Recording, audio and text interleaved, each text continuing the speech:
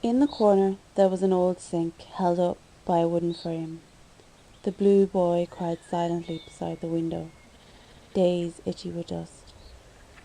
Built around 200 years ago as part of a large estate, all we know about the occupants is from census records. The house looks large from the outside, but it is much smaller on the inside due to the large stone blocks used to build it. It used to get so cold in the winter, and once the inside of the windows froze. To this day, he doesn't believe that and just laughs.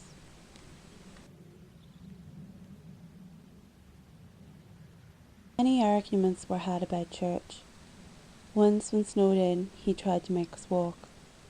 We got as far as the neighbour's house before having to turn back. She says he thinks he's a good man, and sneers as she says it. Sometimes I wish I could close my ears like I close my eyes. In the room above the kitchen, you can hear the light thud on, and much more sometimes. Smell the fat and hear the blocks scrape the concrete from around his neck. The carpet is brown and fluffy still.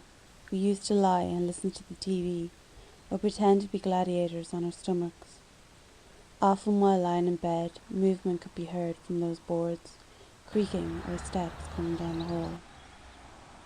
The door handle would turn or the light flicker off. A sound of the Hoover or guitar in the morning. It hasn't been heard since.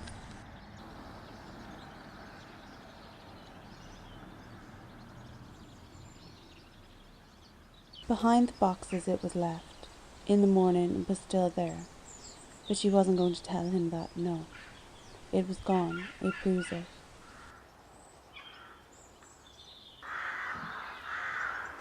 While watching a 60s UFO, she told us. She thought we all saw them. I wrote about it that night. Red flashed by the window and was gone. Hers was red. Or a shadow in the sunlight, while everyone sat in the living room and I read the Sunday paper. Slugs covered the dishes in the night, writhing over one another, until the bowl couldn't be seen any longer. In the morning it was clean of any scraps. If you stepped on them, they left an unpleasant squish. It was worse than socks. A summer night started it all. A few weeks later, they stood outside and talked. The only time for flowers. That night as she recovered, he started it all. In the kitchen was a picture of the Sacred Heart of Jesus. It glowed red.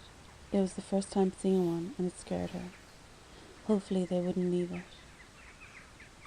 The old man pushed out his false teeth to make them laugh. They laughed even though it wasn't very funny. He tried to fix the floor, ripped up the lino. The paint is still the same, covered in holes and puddles. He thinks it looks fine. Cracking the eggs into a bowl, 2 yolks gleamed up at her. The cakes were always yellow, almost orange. A puddle constantly lies on the disastrous floor, wettening socks while a brick holds the door together. Movement can often be heard from the roof and the walls. Once sparks and bangs began in the room from beneath the floorboards. While clearing the books from underneath the coffee table, a mummified body was found in between the medical books and photo albums. Another time, mushrooms began to grow from the carpet. It was deliciously disgusting.